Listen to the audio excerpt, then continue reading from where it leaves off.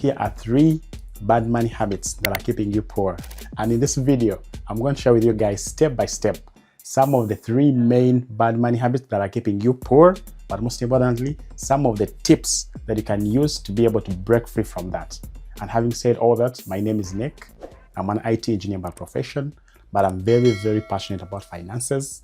And my team and I have been able to help hundreds of people to be able to improve on their budgeting, improve on their savings, but most importantly, leverage the power of compound interest and invest in their future.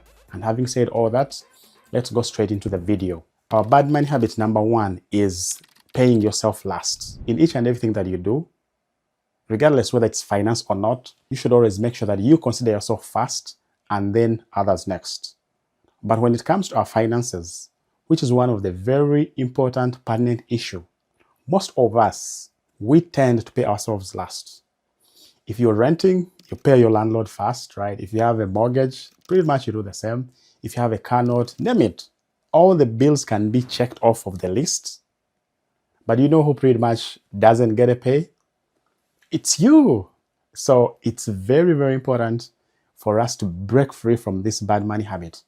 We can't be working so hard. This is our hard-earned money. We work twice as hard, but we're not even paid half as much. So what's the point? Why do you wake up so early in the morning and even go back so late in bed when you can't pay yourself a bare minimum of 5% to 10% of your take home? Think about it. What's the point?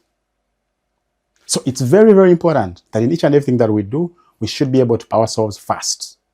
And this is how it works, guys. For example, if you're making $1,000 every single month, all you have to do is pay yourself a bare minimum of 10% consistently every single month and put that money into your savings account that you can later use to invest for your future. This is going to be a game changer, guys. And there is no ifs and buts. Even the Bible itself says that you should be able to give in the tithe of 10%. So if you give in 10%, right, as a tithe, which is good and great, and by the way, which you should do, which every one of us should be doing. But how about the ability to pay ourselves a portion of how much we take home so that we can invest in our future? I don't know about you, but I believe in this new year, we should be able to do things differently. And if we do things differently, our finances, the way we handle our money is not going to remain the same. And when you learn this, the rest will fall in place. And one of my best favorite books, which is called The Richest Man in Babylon, very classic, it highlights on the importance of being able to pay yourself fast, not last. So, going forward, are committing to make sure that however little that it is that you make, let's start putting aside a portion of it. Bare minimum 5%, 10%. Then as the year goes by, we can increase it by either 1 or 2%. How many of us? If you can, comment freedom in the comment section below. And our bad money habit number 2 is not knowing your expenses vis-a-vis your income. Because there is no way you're going to make progress without the ability to track your expenses. This is equally equivalent to what we call a financial GPS. Do you know how you go to your Google Maps or your Apple Maps, whatever it is that you use, and you're able to predetermine where you want to go?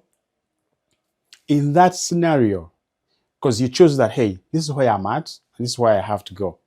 But you should be able to have the ability to define and understand what are some of the key things that are involved. Same applies to our finances.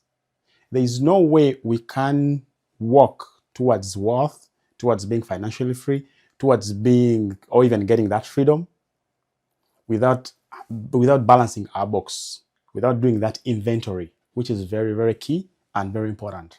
So let's make sure that we track how much that is coming in, but most importantly, also know how much that is going out. The biggest challenge with people in their 20s and 30s, or even those in their 40s, It's what we call a lifestyle inflation. And allow me to explain. Lifestyle inflation works in a way that the more money you make, right, if you get an increase at the job, or if you get a new job that is paying you much better, then your spending equally increases. Sometimes it even doubles.